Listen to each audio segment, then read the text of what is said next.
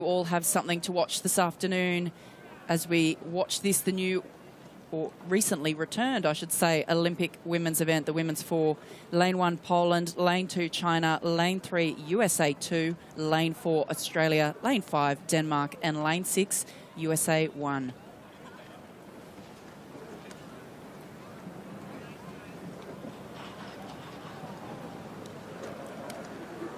So, the Lido filling up on the far side. It's a great place to watch the racing from. The Dutch were up there yesterday giving big cheers off the start. I think they've moved down to the finish today. There's the Poles over there in lane 1. Stroked by Joanna Dickman, 23 years of age, on the left of your picture with the white cap. Just that little handshake with Monica Jabal, the 26-year-old in the 3-seat, the Rio Olympian, 3rd in the women's quad. Next you have the Chinese, Wang Fei, just putting the water bottles in that little net there. The 30-year-old, the most experienced from this boat. She was in the double sculls in the World Championships last year. Yi, Zhang and Guo behind her. Well, USA 2, I think it's probably the faster of the USA boats. Tracy Isa in the stroke seat of that boat from New Jersey. Shortly be racing the women's 8 with Emily Reagan, Gina Doonan and Vicky Oppitz. So busy afternoon for these women's. The world champions, Molly Goodman, closest to you, Sarah Hoare, Rosemary Popper, new into this boat, and Lucy Steffen in the bow seat. There's the Danes, an interesting combination, Ida Jakobsen, Hedvig Badmussen from the women's pair that took bronze in Rio. Frida Sangard Nielsen in the 2-seat, and Anne Larson takes up the bow seat. So the first USA crew, on the right of your picture is the stroke, Erin Briggs from Minnesota. Behind her, Sophia Vitus, 25 years of age. Erin Boxberger in the 2 seats, University of Notre Dame, and Maddie Wanamaker, the Wisconsin, in the bow seat. But we're looking there at the 3 of the women that took the World Championship gold in this event last year, ahead of the Poles. It's really moved on this event since it was put into the Olympic programme, ahead of lightweight men's 4s, and the Australians have been in great form here. United States of America 2, Australia 1, Denmark, United States of America 1. There. Attention.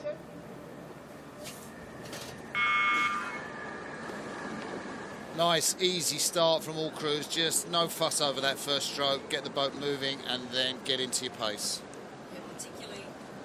Particularly from the Australians, they were very patient off the start there in the first few strokes, really taking their time to get the boat moving. They're the crew to watch. We can see them in their green and gold boat there. But it is in the early lead over here in lane 5. It is Denmark. They came through in the heat only 1 second behind the Australians. So really looking to take this race early. They've got themselves into a canvas lead out of the blocks. It's a really interesting 4, this Danish crew. As I said, you've got Hedvig Rasmussen in that boat, and such experience. Saw her early in the pairs, but that really provides the sort of stability in the middle of the boat, and an interesting move by the Danish coaches. Wow, all of these crews locked together with the exception of the Danes, who have about half a length lead now over the rest of the field. The Australians and the Americans in the middle of the course. USA 2 just sitting level with the Australians, starting to push through at the moment. On screen there, we have the Danes who are in the lead at this stage. Ida Jakobsen, the 23-year-old, in the stroke of that boat. Was in the under-23s last year. Just missed out on a medal in the Danish 4. Finished 4th in that event, but Ida now in a really strong crew, and you can see why when you've got the likes of Hedvig Rasmussen, the 24-year-old. Really tall woman, and this is something we perhaps didn't expect to see the Australians led at this stage of the race, although we know the way they won that gold medal in Sarasota was to come through the field, Sarah. Exactly. I spoke to John Keogh about their race profile last year, and he said that from the get-go that was just their natural race profile, to be quicker in the second half of the race than in the first part. So we know that they've got a very powerful finish. and perhaps the Danes here looking to try and capitalise early on, knowing how quick the Australians are. So they're leading out the race. They're about 3/4 of a length up on the Australians and the Americans, who are locked together. They're about 700 metres in now, so driving towards the 1,000. We'll see if the Danes are able to hold themselves in the lead here, or if that'll start to get chipped away by the USA and Australia in the middle of the course. That's a first look at USA 1. That's closest to you. You can see on the right of your picture, that's Erin Briggs, I think. Oh, no, quite. That's Sofia Vitas. Oh, there we go. Erin Briggs in the stroke seat, just out of picture. Let's take a look and see how that Australian World Champion crew's doing, Sarah. Yeah, we can see on screen there in the stroke seat, Molly Goodman from Adelaide Rowing Club, Sarah Hoare in the 3 seat behind her from Huon. Rosie Popper, new to this crew. She replaces Katrina Werry. She's from Banks. And Lucy Stephan in the bow seat from Melbourne Uni Boat Club. But still, they're not able to match it with the Danes just yet, who have just an ever so slight lead. It looks like about 3/4 of a length as they come through the halfway. The Danes have got such a young crew. The bow woman Anne Larson's 20, Frida Sagard Nielsen's just 19, the stroke woman Ida Jacobson's 23. And normally with the Danes, they take so long for their athletes to mature. But it is having Hedwig Rasmussen, the 24-year-old, that's made a sensational difference to this Danish crew. And you can see the beautiful sink of those blades, stroked on the bow side by Ida Jacobsen, but Rasmussen and Sagard Nielsen's blade, perfect sink on the stroke side of that boat, Sarah.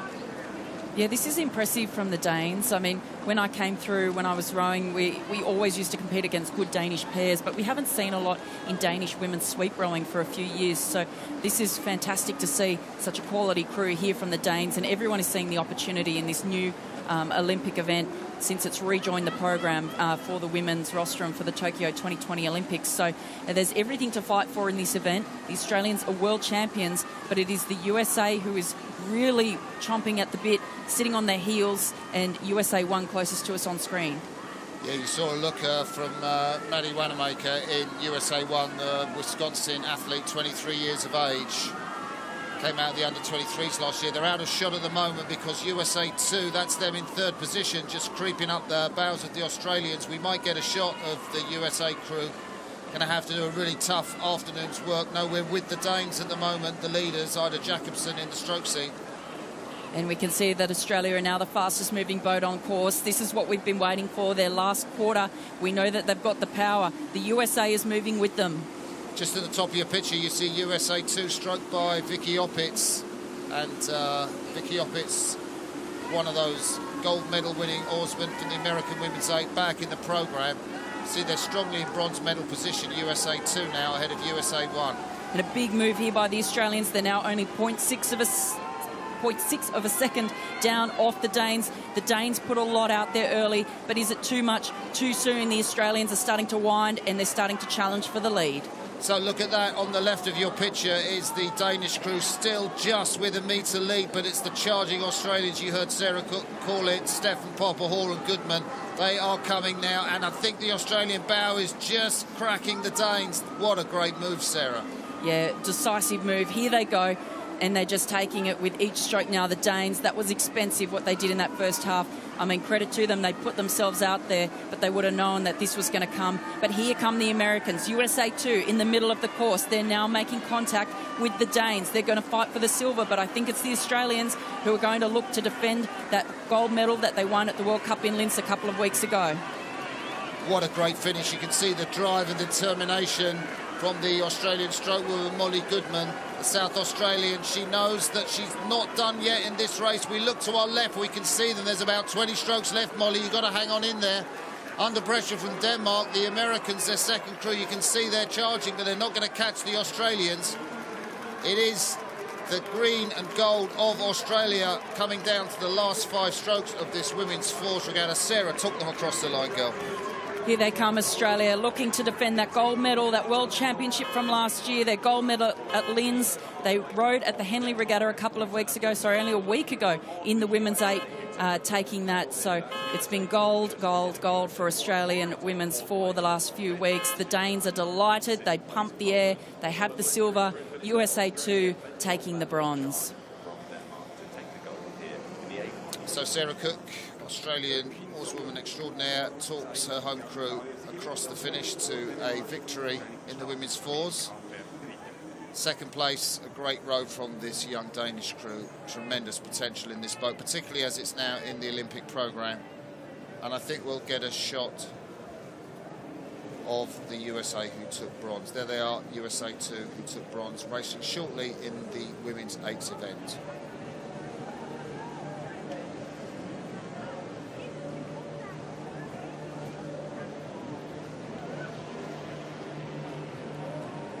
Just a slow motion of the time when that Australian crew just headed the Danes about 300 metres to go and made the decisive move in that race. Great shot from our drone, flying high above the course here on the Rothsee. The Americans of Opitz, Doonan, Egan and Isa coming in for a bronze medal, well-deserved bronze medal. Tom Tahar, their coach, will be very pleased with that performance.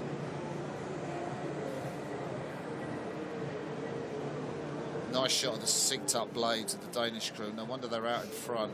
Beautiful poise, lovely flow. You can see the stern of that boat just running on as they come up to the front end. There's a shot of the two American crews. USA 1 closest to you, but it was USA 2 who were the faster of the two crews. We're going to see them later in the 8. As we have the results there for that race, Australia, of course, winners 6:27.03. Second was Denmark.